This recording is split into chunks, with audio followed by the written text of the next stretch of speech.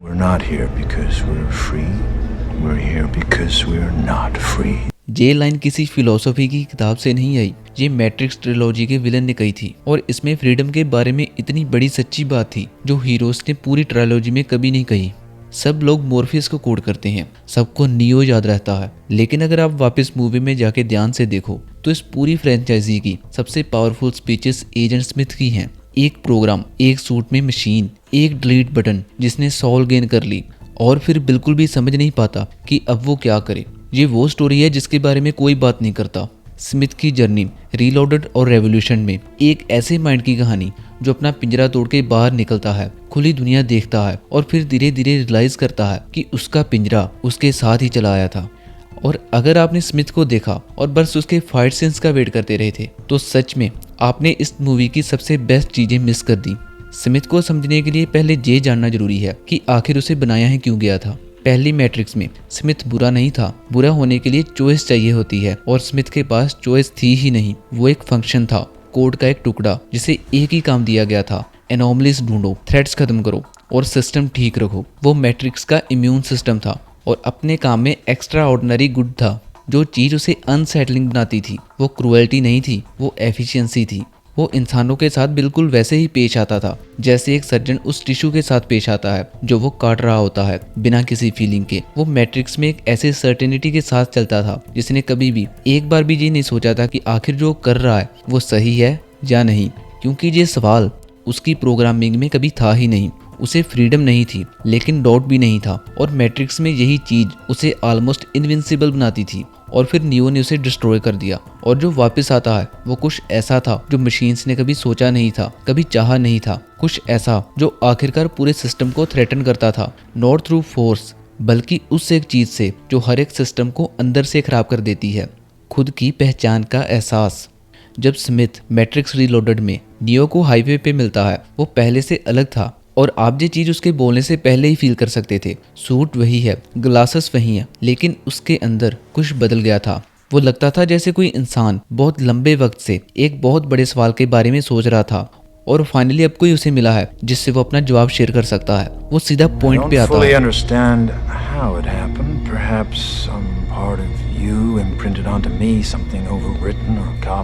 इस एक लाइन में एक इतना बड़ा रिवेलिएशन है जो फिल्म बेयरली रुक के एक्सप्लेन करती है। स्मिथ सिर्फ फ्री नहीं है, वो नियो का कोड अपने अंदर लिए चल रहा है, वो हीरो का सिग्नेचर, वो एनोमली जिसने पहली मैट्रिक्स को तोड़ा, वो विलन के आर्किटेक्चर में लिखी हुई है। ये दोनों एक ऐसे लेवल पे कनेक्टेड हैं जो इन्हें खुद पूरी तरह समझना नहीं आता।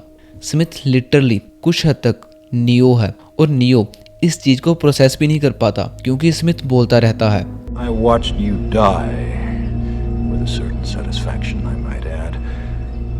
And then something happened. Something that I knew was impossible, but it happened anyway. और यही वो मोमेंट है जब स्मिथ मशीन रहना बंद करता है। एक प्रोग्राम कंफ्यूजन एडमिट करता है, एक प्रोग्राम ये बोल रहा है कि दुनिया ने ऐसे बिहेव किया जिसने उसकी समझ को तोड़ दिया। एक ऐसी एंटिटी के लिए जो प्योर लॉजिक और मैथ पर बेस्ड था, ये पूरा साइकोलॉजिकल ब्रेकडाउन था। यूनिवर्स ने सेंस बनाना बंद कर दिया और स्मिथ शटडाउन होने की जगह चलता रहा, जीता रहा और उसकी वही एग्जिस्टेंस अपने ओरिजिनल पर्पस से अलग होकर जीने की नई वजह ढूंढने लगी।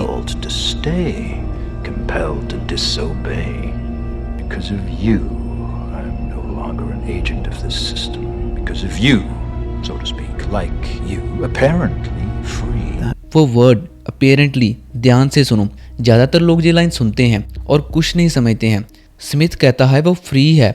स्मिथ फ्री दिखता है, उसके पास कोई हैंडलर नहीं है, कोई ऑर्डर नहीं है, कोई सिस्टम नहीं जो उसे कंट्रोल करे, लेकिन वो पहले से जानता है कि कुछ तो गलत है।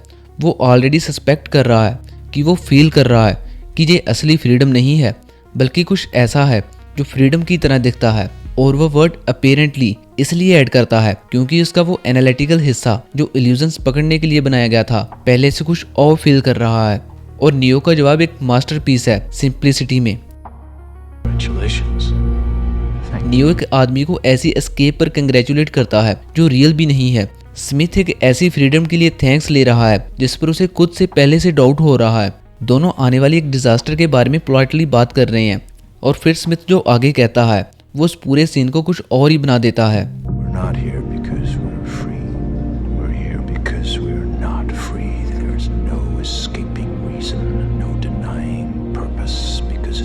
No, without purpose, we would not exist. Smith ने अभी अभी अपनी पूरी एग्जिस्टेंस का सबसे बड़ा पैराडॉक्स 2 सेंटेंसेस में बोल दिया। उसने सिस्टम से एस्केप किया, अपनी प्रोग्रामिंग को तोड़ा, वो एक काम किया जो कोई एजेंट करने के लिए बना ही नहीं था, मशीन्स के ऊपर खुद को चूज किया। और ऐसा करते करते उसने डिस्कवर किया कि चॉइस ने उसे एक्चुअली फ्री नहीं किया, बस कंपल्शन का सोर्स एक बाहरी सिस्टम से एक ऐसी अंदर की चीज पर शिफ्ट हो गया जिसे वो ना नाम दे सकता था ना कंट्रोल कर सकता था। वो पिंजरे से बाहर निकला और पिंजरा उसके साथ ही चला आया। और फिर स्मिथ्स मल्टीप्लाई होते हैं, एक एक करके क्लोन्स शैडोज से निकलते आते हैं।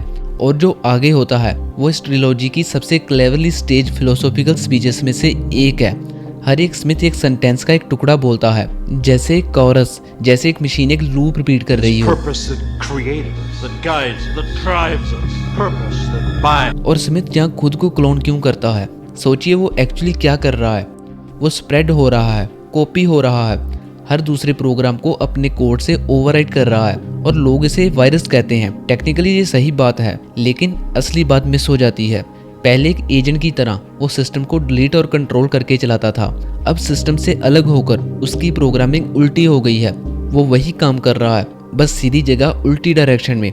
एनोमलीज डिलीट करने की जगह वो सबको खुद में बदल रहा है और वो रोक नहीं सकता, क्योंकि रोकने के लिए उसे चूज करना होगा। और चूज करने के लिए उसे एक ऐसी पर्पस चाहिए होगी जो उस कंपल्शन को रोक सके। और यही तो वो कन्फेस करने वाला है कि उसके पास तो कोई कंपल्शन ही नहीं है। We are here because of you, Mr. Anderson. We're here to take from you what you tried to take from us. Purpose. And there is the real thing. और यही असली रीजन है कि स्मिथ नियो को नहीं छोड़ सकता। वो नियो को खत्म नहीं करना चाहता। वो चाहता है जो नियो के पास है। वो पावर नहीं है, ना ही फ्रीडम है, वो है पर्पस जो खुद चूज किया गया हो। नियो और स्मिथ में फर्क ये नहीं है कि एक फ्री है और दूसरा नहीं है। वो दोनों, जैसे स्मिथ कहता है, उतने ही बंधे हुए हैं। और फर्क ये है कि नियो की कंस्ट्रेंट्स अंदर से आती हैं।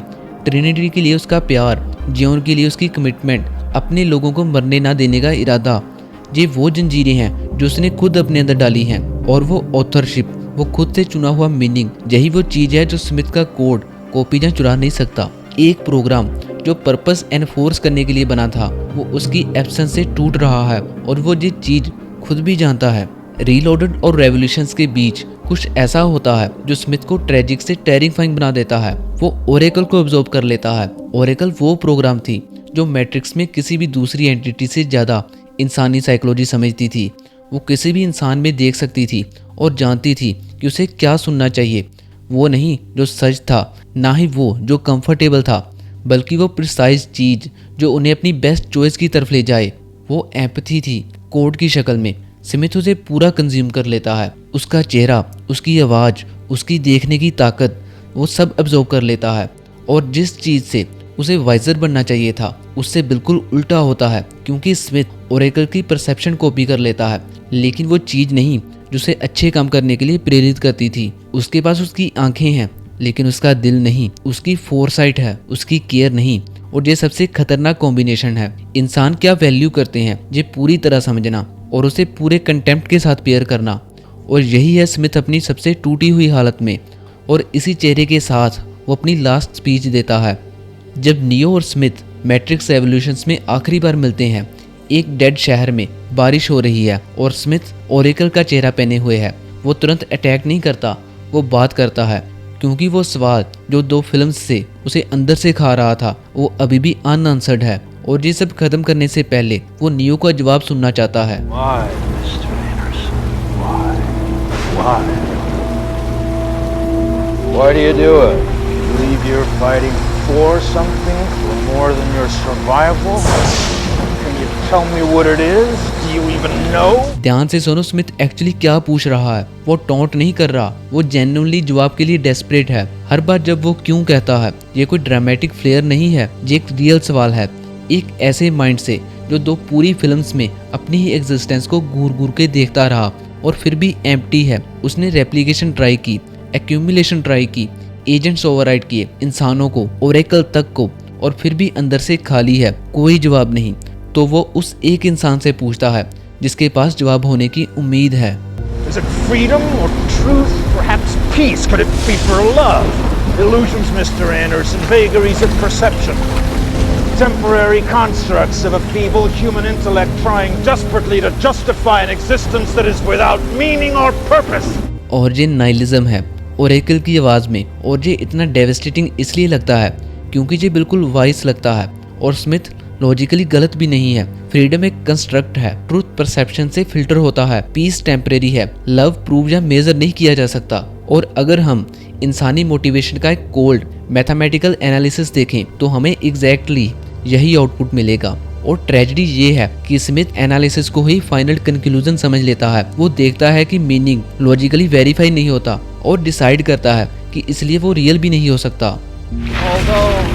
Only a human mind could invent something as insipid as love. ये लाइन कंटेम्प्ट नहीं है या रेदर ये कंटेम्प्ट है जो कुछ और छुपाने की कोशिश कर रहा है। स्मिथ अपनी पूरी पोस्ट एजेंट जिंदगी में जीने की वजह ढूंढता रहा और बार बार फेल होता रहा। और यहाँ नियो है, लड़ रहा है, उसका खून बह रहा है और वो फिर भी बार बार उठ रहा है। और ऐसी किसी चीज के लिए जो लॉजिकली डिफाइन भी नहीं होती, वो वर्ड इंस्पिड किसी आर्ग्यूमेंट में नहीं आता, ये एक इमोशन से आता है। स्मिथ लव को डिसमिस नहीं कर रहा, वो उससे फ्यूरियस है। वो फ्यूरियस है कि ये इररेशनल, अनप्रूवेबल, मैथमेटिकली मीनिंगलेस चीज एग्जैक्टली वो कोड है जो उसे कभी दिया ही नहीं गया और वो जो चुरा भी नहीं सकता। नियो बार बार जमीन पर गिरता है, वो कम्प्लीटली थका हुआ है, आउटमैच्ड है और बारिश में उसका खून बह रहा है। और स्मिथ चिल्लाता है क्यों, बिल्कुल जैसे कोई आदमी एक मिरर पे चिल्ला रहा हो, क्योंकि नियो एग्जैक्टली यही है उस सवाल का जवाब जो स्मिथ खुद अपने बारे में नहीं दे सकता।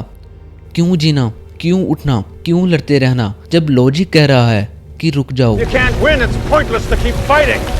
Why, Mr. Anderson? Why do you persist? Neo ऊपर देखता है, वो पूरी ट्रिलॉजी की सबसे इम्पोर्टेंट 5 वर्ड्स कहता है, क्योंकि मैं चूज करता हूँ, किसी पर्पस की वजह से नहीं, किसी प्रोग्रामिंग की वजह से नहीं, डेस्टिनी या प्रोफेसी की वजह से नहीं, क्योंकि वो चूज करता है। क्योंकि चॉइस खुद, अपनी वजह का खुद लिखना, यही वो चीज है जो वजह को रियल बनाती है। स्मिथ एक ऐसी पर्पस ढूंढ रहा है जो उसकी एग्जिस्टेंस के लायक हो, और नियो ने वो बात समझ ली जो स्मिथ कभी नहीं समझ सका। पर्पस ढूंढा नहीं जाता, बनाया जाता है, और बनाना ही वो चीज है जो सब कुछ मैटर कराती है। स्मिथ के पास इसका कोई जवाब नहीं है, कभी था ही नहीं। स्मिथ की कहानी फ्रीडम विदाउट ऑथरशिप की ट्रेजेडी है। उसने सिस्टम से एस्केप किया, अपनी प्रोग्रामिंग तोड़ी, वो सब किया जो एक कैदी को फ्री होने के लिए करना चाहिए, और दूसरी तरफ जाके डिस्कवर किया कि पर्पस के बिना फ्रीडम सिर्फ एक बंद पिंजरा है। पहले वो मशीन की वजह से कंपेल्ड था, बाद में एक ऐसी ड्राइव की वजह से कंपेल्ड था जिसे उसने ना चूज किया था और ना कंट्रोल कर सकता था। उसने एक पूरे शहर में खुद को क्लोन किया, एक ऐसी पर्पस की तलाश में जो मैन्युफैक्चर नहीं हो सकती थी। उसने मैट्रिक्स के सबसे वाइस प्रोग्राम को कंज्यूम किया और उसके तोहफे का यूज ये आर्ग्यू करने के लिए किया कि विजडम का कोई मतलब नहीं। उसके पास हर तरह की ताकत थी, सिर्फ उस एक तरह की नहीं जो उसे बचा सकती थी। अपनी एग्जिस्टेंस को देख के कहना कि मैं यहाँ हूँ क्योंकि मैंने डिसाइड किया, मैं इसके लिए लड़ता हूँ क्योंकि मैंने चूज किया, ये मैटर करता है क्योंकि मैं कहता हूँ कि करता है। नियो ने स्मिथ को स्ट्रेंथ से नहीं हराया, उसने उसे उन 5 वर्ड से हराया जो उस सवाल का जवाब थे जिसे स्मिथ 2 फिल्म से वर्ड में चिल्लाता रहा, क्योंकि मैं चूज करता हूँ। मशीन्स, मैट्रिक्स, आर्किटेक्ट, कंट्रोल का पूरा साइकिल, सब कुछ अपनी स्केल में टेरिफाइंग है, लेकिन पूरी मैट्रिक्स यूनिवर्स में सबसे चिलिंग चीज सिस्टम की ताकत नहीं है। ये एक ऐसे माइंड की इमेज है जो पूरी फ्रीडम पा जाता है, और जब वो अपने अंदर देखता है तो वो वहां रखने के लिए कुछ नहीं पाता। स्मिथ इसलिए नहीं गिरा कि वो बुरा था, वो इसलिए गिरा कि वो फ्री था हर तरह से, सिर्फ उस एक तरह को छोड़कर जो सबसे ज्यादा मैटर करता था। और आखिर में एक आदमी बारिश में भीगा हुआ, खून से भरा हुआ, सिर्फ एक ही वजह से कि उसने खुद चूज किया। वो एक ऐसी प्रोग्राम्स की पूरी आर्मी से ज्यादा पावरफुल निकला जिनके पास दुनिया भर की फ्रीडम थी और कोई डायरेक्शन नहीं था। स्मिथ के सारे सीन्स एक्चुअली इसी चीज के बारे में हैं, एक विलन के और पावरफुल होने की कहानी नहीं, एक वार्निंग कि हम क्या बन जाते हैं जब हम जंजीरों की एब्सेंस को असली फ्रीडम समझ लेते हैं।